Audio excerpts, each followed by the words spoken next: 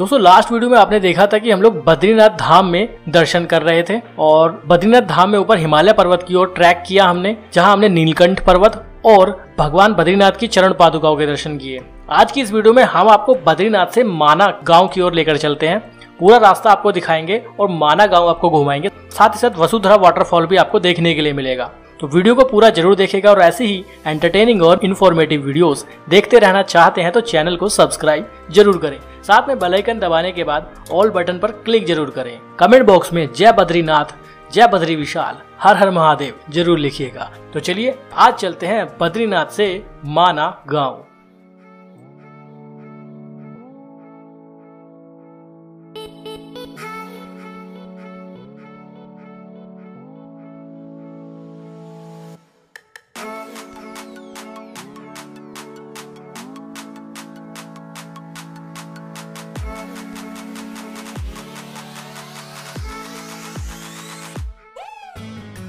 दोस्तों बद्रीनाथ से माना गांव के बीच की दूरी मात्र 4 से 5 किलोमीटर है। ये रास्ता जो आप देख पा रहे हैं ये वही रास्ता है जो बद्रीनाथ से माना गांव की ओर जाता है। ये बेहद खूबसूरत रास्ता है। वीडियो के माध्यम से मैं आपको दिखा रहा हूँ, कुछ ऐसा ही रास्ता आपको देखने के लिए मिलेगा अगर आप बद्रीनाथ से माना गाँव की ओर जाते हैं। बेहद सुंदर अल्टीमेट नज़ारे आपको इस रास्ते पर देखने के लिए मिलेंगे। रोड की चौड़ाई काफ़ी ज़्यादा है और यहाँ पर बाइक या अपनी खुद की कार चलाने का भी रिस्क बेहद कम है, क्योंकि रोड लगभग प्लेन है। ऑलमोस्ट काफ़ी ऊंचाई पर हम लोग पहुँच चुके होते हैं। तो ऐसे में दूसरी साइड में गहरी खाई हमें यहाँ देखने के लिए नहीं मिलती है। कहीं कहीं पर हमें कुछ जगह ऐसे पॉइंट आते हैं जहाँ गहरी खाई होती है, अदरवाइज ज़्यादा ऐसे खतरनाक पॉइंट आपको यहाँ देखने के लिए नहीं मिलेंगे। लेकिन खूबसूरती के मामले में ये जगह भारत की बेहद खूबसूरत जगहों में से एक है। नज़ारे आपके सामने हैं, आप खुद इन व्यूज़ को निहार सकते हैं।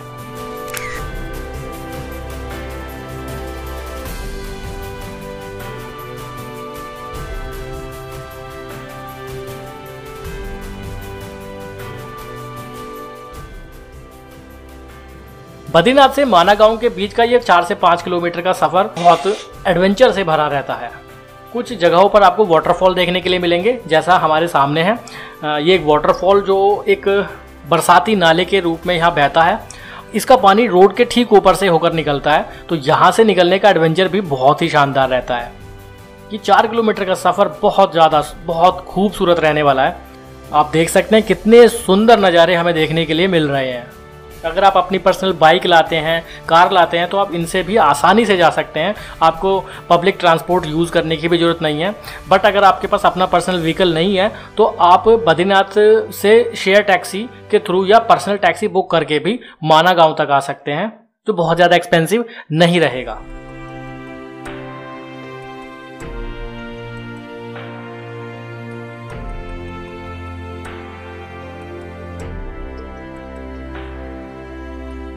कुछ इस तरह की वाटर क्रॉसिंग आपको 2 बार देखने के लिए यहाँ पर मिलने वाली है, जो आपके इस टूर को एडवेंचर से भर देगी।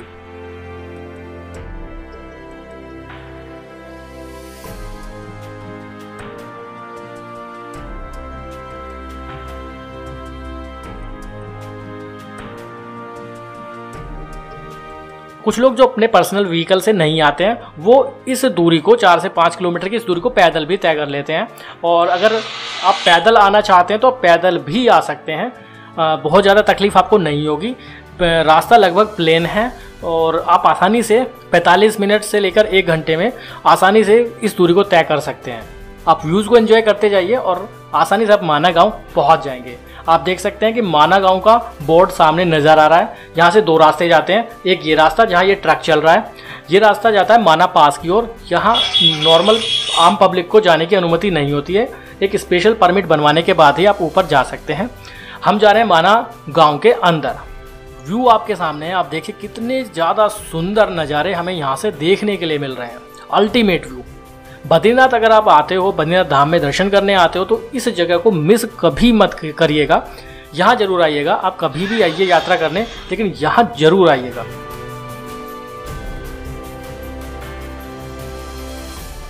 माना गांव में एंट्री लेने से पहले अगर आप पर्सनल कार या बाइक लाते हैं तो आपको यहाँ एक पर्ची कटानी होती है जो बेसिकली पार्किंग का शुल्क है। बाइक वालों से ये 10 रुपये चार्ज करते हैं और कार वालों से 20 से 30 रुपये चार्ज करते हैं। हम लोगों ने यहाँ पर्ची कटाई, उसके बाद हम आगे बढ़ रहे हैं। माना में कोई पार्किंग अलग से नहीं बनाई गई है, रोड साइड ही पार्किंग है, तो रोड पर ही हमें अपनी गाड़ी खड़ी करनी पड़ती है। उसके बाद हम माना गांव को एक्सप्लोर करने के लिए आगे बढ़ सकते हैं। पार्किंग के पास का ये नज़ारा आप देखिए, बेहद खूबसूरत व्यू आपको यहाँ से देखने के लिए मिलेंगे। इन व्यूज़ को देखने के लिए ही लोग बद्रीनाथ यात्रा के बाद माना गांव घूमने के लिए आते हैं।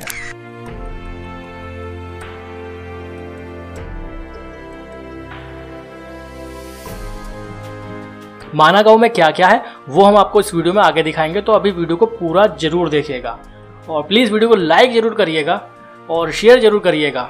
अपनी राय हमें कमेंट बॉक्स में जरूर बताइएगा। चलिए आगे बढ़ते हैं और आपको आगे के नज़ारे दिखाते हैं। ये है माना गांव में एंट्री लेने का मेन गेट। कुछ इस तरह से एंट्री होती है माना गांव में। आसपास में कुछ दुकानें बनी गई हैं। बाइक तो ऑलमोस्ट यहाँ तक आ जाती हैं, लेकिन कार आप यहाँ तक नहीं ला सकते हैं। सामने लिखा हुआ है भारत के आखिरी गांव माणा में आपका हार्दिक स्वागत है। इसको आखिरी गांव इसलिए बोला जाता है क्योंकि ये बिल्कुल बॉर्डर पर मौजूद है। इसके ठीक बाद चीन स्टार्ट हो जाता है। कुछ पतली पतली सी गलियां हैं। सामने एक बहुत सुंदर सा मंदिर मौजूद है और यहाँ पर इन्हीं पतले पतले रास्तों से होकर आपको गुजरना होगा।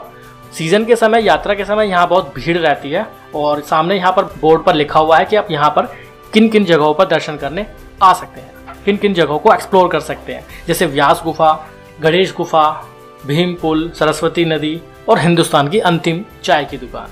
माणा गांव की समुद्र तल से ऊंचाई 10,000 फीट से भी ज़्यादा है। चलिए आगे बढ़ते हैं और आपको खूबसूरत खूबसूरत से व्यूज़ दिखाते हैं।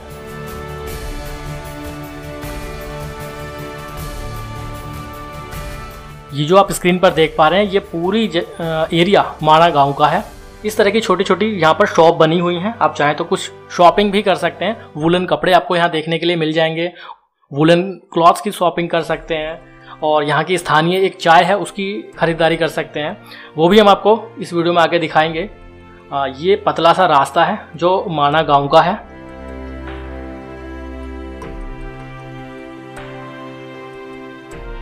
यहाँ इस पॉइंट पर ये 2 रास्तों में डिवाइड हो जाता है। राइट वाला रास्ता हमें व्यास गुफा और गणेश गुफा की ओर ले जाता है और लेफ्ट वाला रास्ता भीम पुल और सरस्वती नदी के स्टार्टिंग पॉइंट पर हमें लेकर जाएगा। फिलहाल हम राइट हैंड वाले रास्ते पर जा रहे हैं और यहाँ से हम गणेश गुफा और व्यास गुफा देखेंगे। उसके बाद हम यही रास्ता आगे लेफ्ट वाले रास्ते से कनेक्ट हो जाएगा।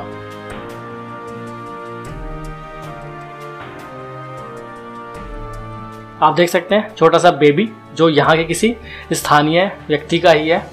मैं बार बार एक ही बात बोल रहा हूँ, अगर आप बद्रीनाथ यात्रा पर आते हैं, बद्रीनाथ धाम में दर्शन करते हैं तो माना गांव को मिस मत करिएगा, यहाँ जरूर आइएगा। देखिए हम पहुँच चुके हैं गणेश गुफा पर और ये एक वो जगह है जहाँ पर महाभारत का लेखन हुआ था। चलिए इस मंदिर में भी आपको लेकर चलते हैं। ये गणेश जी भगवान को समर्पित मंदिर है और यहाँ पर एक गुफा भी मौजूद है जिसे गणेश गुफा के नाम से जाना जाता है। यह वो मंदिर है माना गाँव में स्थित।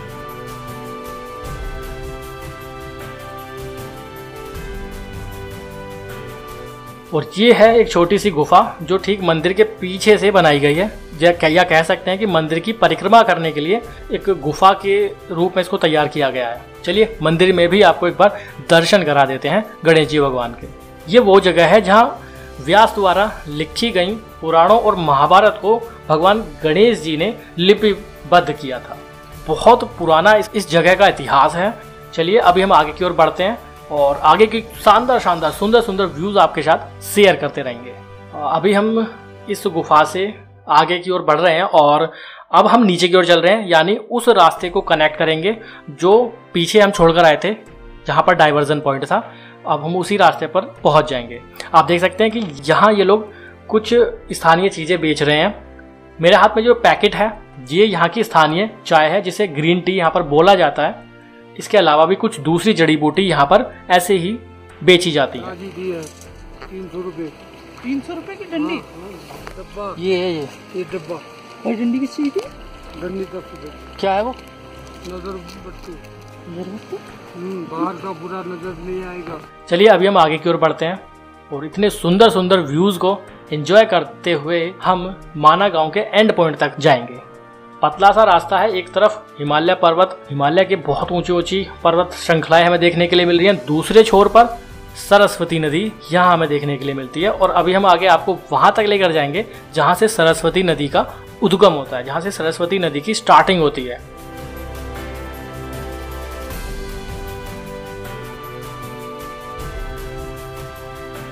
आप देख सकते हैं कि रास्ते को जगह जगह पर काफ़ी सुरक्षित किया गया है, रेलिंग लगाई गई हैं ताकि किसी भी तरह का रिस्क श्रद्धालुओं के साथ, टूरिस्ट के साथ न हो।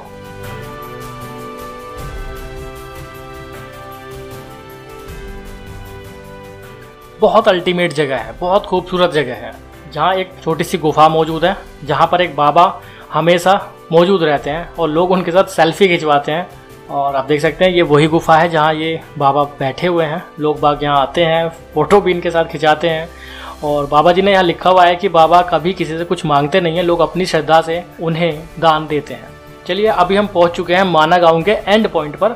सामने आप जो देख पा रहे हैं ये है सरस्वती नदी, उन पहाड़ों के बीच से निकल रही है। बहुत विकराल रूप में आप देख पाएंगे सरस्वती नदी का यहाँ पर रूप, वरना सरस्वती नदी का ऐसा रूप आपको कहीं भी देखने के लिए नहीं मिलेगा।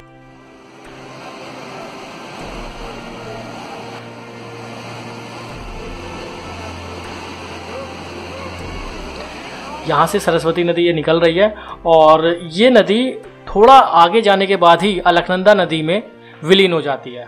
यानी सरस्वती नदी यहाँ से स्टार्ट होती है, यहाँ से उसका उद्गम होता है और थोड़ी दूरी तय करने के बाद ही अलकनंदा नदी में संगम हो जाता है। सामने आप देख पा रहे हैं ये पूरा एरिया, और यहाँ पर हिंदुस्तान की अंतिम चाय की दुकान भी हमें देखने के लिए मिलेगी। और ये जो रास्ता ऊपर की ओर जा रहा है ये वसुधरा वाटरफॉल की ओर जाता है। उन सभी जगहों पर आपको लेकर चलेंगे। चलिए अभी और आगे बढ़ते हैं। ये देखिए ये है वो रास्ता जो वसुधरा वाटरफॉल की ओर जाता है, और ठीक इसके राइट हैंड पर इधर सरस्वती मैया का मंदिर मौजूद है और हिंदुस्तान की अंतिम और सबसे पुरानी चाय की दुकान मैगी पॉइंट भी यही है, वहां भी आपको लेकर चलते हैं।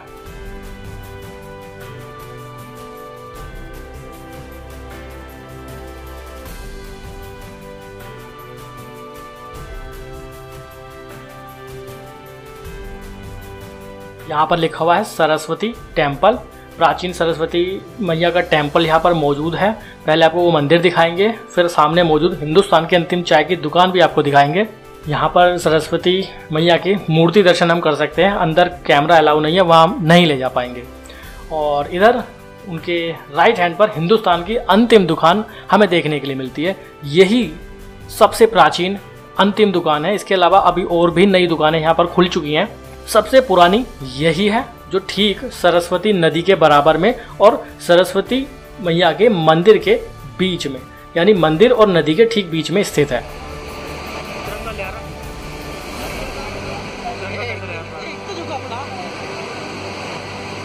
यहाँ पर भारत का झंडा भी लहर रहा है।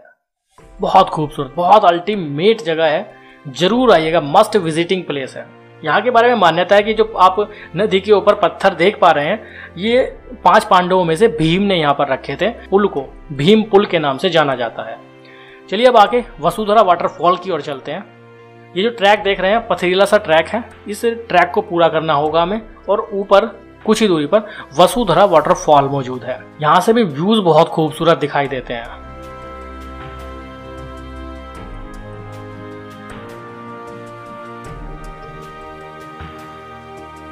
आप देख सकते हैं कि हम वसुधरा वाटरफॉल तक पहुंच चुके हैं। बहुत ऊंचाई से ये वाटरफॉल यहाँ से पानी गिरता है, जिसकी वजह से बहुत दूर दूर तक पानी की बूंदें बौछारों के रूप में उड़ती रहती हैं। बहुत खूबसूरत जगह है, बहुत अल्टीमेट जगह है, मस्ट विजिटिंग प्लेस। कहने का मतलब ये है कि चारों धाम में अगर आप बद्रीनाथ धाम आते हैं तो बद्रीनाथ धाम में दर्शन करने के साथ साथ आप बहुत सारी जगहों पर घूमने जा सकते हैं। उनमें से एक है माना विलेज, वसुधरा वाटरफॉल। इन सभी जगहों पर आप जरूर आइएगा। वीडियो कैसी लगी कमेंट बॉक्स में जरूर बताइएगा। वीडियो को ज़्यादा से ज़्यादा लाइक शेयर जरूर करिएगा। आगे भी ऐसी इन्फॉर्मेटिव वीडियो आपको लगातार मिलती रहेंगी, तो चैनल को सब्सक्राइब जरूर करिएगा। अभी के लिए इस वीडियो में इतना ही। बाय, बहुत बहुत धन्यवाद।